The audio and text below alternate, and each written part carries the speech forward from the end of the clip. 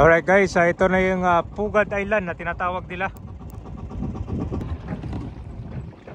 Ngayon sir, kung magkakaroon ng baha naman dito, hanggang saan na lang ngayon? Kung sir, pagka malaki sir, hanggang dito. Hanggang dito din yung baha? Minsan hanggang dito. Napuntahan na natin itong Tibagin Island. At alam nyo ba na meron pang isla dito na magkakatabi lang mahigit 5 to 10 minutes ang biyahe. Ito po yung Pugad Island. Ito din yung tinatawag nilang the sinking island in the Philippines. Dahil ito siya literally na mga bahay halos nasa dagat area. So kumbaga yung mga nakatira dito nag-adapt na sila sa kanilang lifestyle.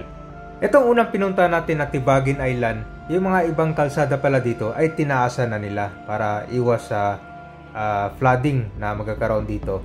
Ngayon naman ating alamin din ang sitwasyon dito naman sa may Pugad Island. So sasakay tayo ng bangka ulit simula sa Tibagin papunta sa may Pugad Island.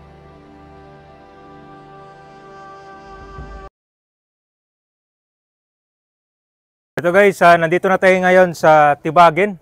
Sasakay tayo ng bangka ngayon, pupunta tayo ng Pugad Island. Yung kasunod na tour natin after dito sa Tibagin ng Hagonoy, Bulacan.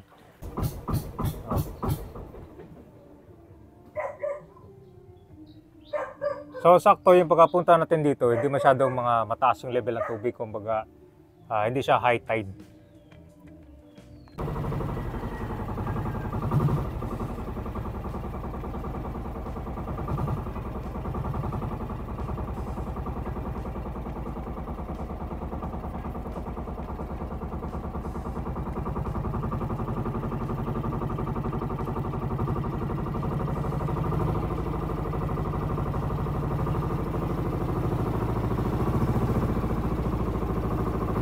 Ang mode of transport nila ay itong bangka.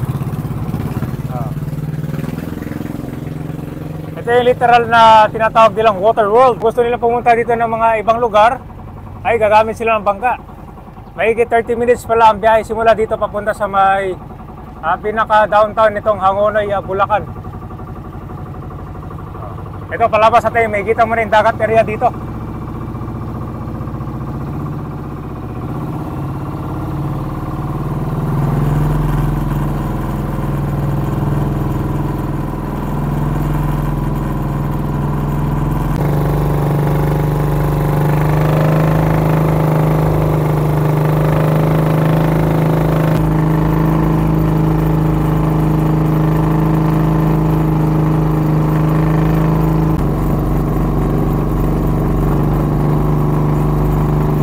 Etong Tibagin Island naman, halos napapalibutan sila dito sa may dagat area. So 5 to 10 minutes lang ay makakarating ka na sa kabilang isla naman. Alright guys, ito na yung Pugad Island na tinatawag nila. Ang dami din pala mga bangka dito na nakadock ngayon, no?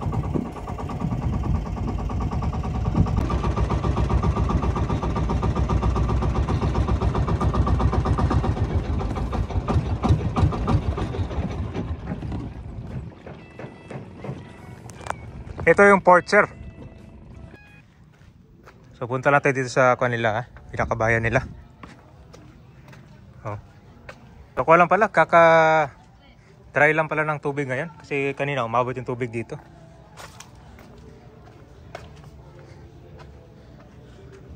Pero mayroong mga area dito na halos basa yung kalsada. Basa yung kalsada, no? Dahan-dahan ka lang maglakad dito para hindi ka madulas.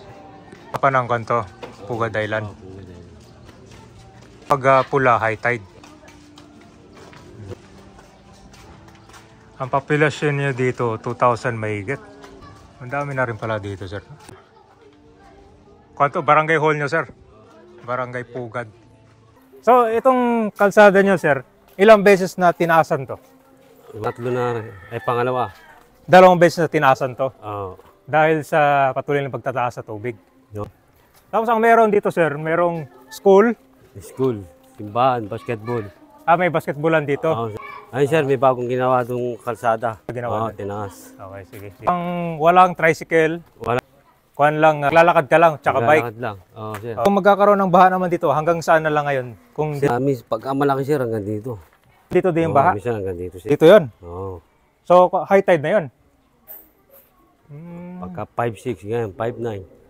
Hanggang ngayon, umabot pa rin dito. Hindi, ano na ngayon, hanggang dito lang. Oo. Pero bira na dito umabot. Pagka may bagyo, malaki. Pag may bagyo dito. Oo.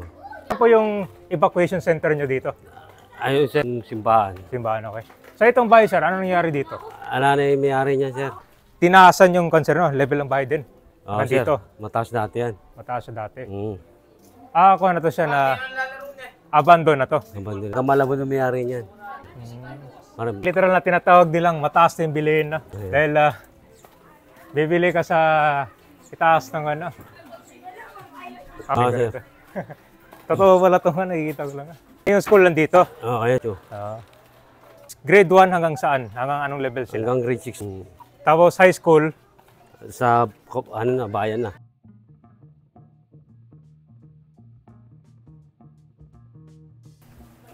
Kaya kung mapapansin nyo kabayan, halos ang taas ng mga talaga. Bahay nila dito. Halos libangan ng mga tao dito, sir. Dito. Ano, sir? Ano yan ay? Atong hits. Ito sir, ano nangyari dito? Nilubog yan, sir. Bagong tambak kasi ito. Okay. Hindi pa, sir. Kaya ginawa mo na siya ng pan? Tulay. Maynila, ito Malabon. Kasi tubig sa Malabon sir. Ito yung nilalakad natin ngayon dito. Dating kalsada ngayon. Dating kalsada. Bakit bamboo yung nilagay dito? Sapang budget. So kung wala tong kawayan, hindi ka makakadaan dito? Oo, sir. Oo, grabe pala siya. Nalangoy.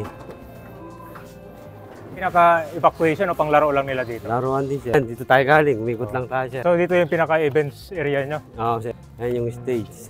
Itong mga bakante, pwede pang patayuan ng bahay yan? Pwede. Wala pang pampagawa yung tao. Nagkaedad. Ganun. Parang bumababa yung lupa. Kaya kami tambak ng tambak. Ang ginagawa nyo dito habang tumatagal, pinapataas yung pataas. Para tubig. Para yung tubig hindi kaya abutan. Dito sa lugar nyo sir, anong buwan yung mataas yung tubig dito? Kasi anong buwan kadalasan? Pagka may bagyo, mga June. Pag simula ng June na mataas na yung dito, level ng tubig. Pero kahit hindi naman panahon ng tagulan dito, kahit summer, basta pag tumaas yung tubig, lumulubog pa rin. Tulad kanina, pag-init, malaki tubig. Kaninang umaga sir, mataas yung tubig dito? Oo, sir. Kasi pansin ko, basa yung kalsada eh. Oo, sir. Ito, hanggang dito, sir. Ganyan kanina. Umaga, pagdating ng hapon, tumutuyo na siya. Umuho pa na. Okay. So kung pala dito sir, halos araw-araw nagbabago? Araw. Halos tinalaban na nga. Oo. So ito siya, tataasan pa ng kalsada dito? Kung gawa lang to siya? Bali, parang ito yung pinaka-docking area ng mga bangka. Baklad dyan, sir. Baklad? Baklad. Mga isda, limasag, limangon sir na uli dyan. Kung dyan yung mga pinapalaki niya, ito sinuuli. Tapos yung Aroma Beach, lubog na. Sir. Ayun yung parola. Aroma, no? Tapos pansin ko lang dito sir, yung mga biyahe ng mga tao dito, papuntang bayan. Araw-araw ba yan? O may araw dito? Oras. May oras lang? Alas 7, alas 10. Pagdating sa bayan, last trip. Alas 4 na lang. Para makapunta kayo? Sir. Pero kung wala, Arkila. Arkila. Halos maikot lang natin itong isla ng Pugad Island dahil ito siya, maliit lang pero maraming mga bahay dito. Makikita mo rin na yung mga ibang daanan dito ay tinaasan na rin siya. At itong Pugad Island, ito yung most affected areas kapag tumataas yung level ng tubig. Maraming mga possible causes kung bakit patuloy ang pagkakaroon ng climate change, lalo na dito sa Philippines. For example, itong mga human activities katulad ng mga pagkakaroon ng reclamation project, kung saan nagkakaroon dito ng pagtatambak sa mga iba't ibang lugar. Halos malayo sa proper town itong Pugad Island. At kung makikita nyo, maraming mga bahay ang naitayo dito na halos magkakadikit lang sila. So mostly, dito mga pamilya na magkakilala na or yung mga extended family. So habang tumatagal, dumadami sila, nagkakaroon na rin ng extension. Kaya yung mga ibang bahay dito, nakikita nyo, merong mga second floor, merong mga third floor.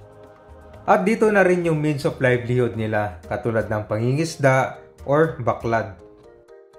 Itong small community na to ay meron na rin siyang elementary school para sa kids, meron na rin basketball court, barangay hall, at meron na rin mga nagtitinda dito katulad ng mga sari-sari store. Isa lang sa mga concern ng mga taga-residente dito, ayon sa natanong ko, kapag nagkaroon lang ng malakas na ulan. Kasi dito sa proper town ng Hagonoy, ito yung malapit sa Municipal Hall, dito nagkakaroon pa rin ng madalas na high tide. Pero nawawala naman siya pagdating ng hapon. Ito siya medyo malayo na to dun sa may dagat area or yung Pugad Island. So anong kabayan, anong masasabi nyo dito sa Pugad Island na tinatawag nilang most sinking island dito sa Philippines?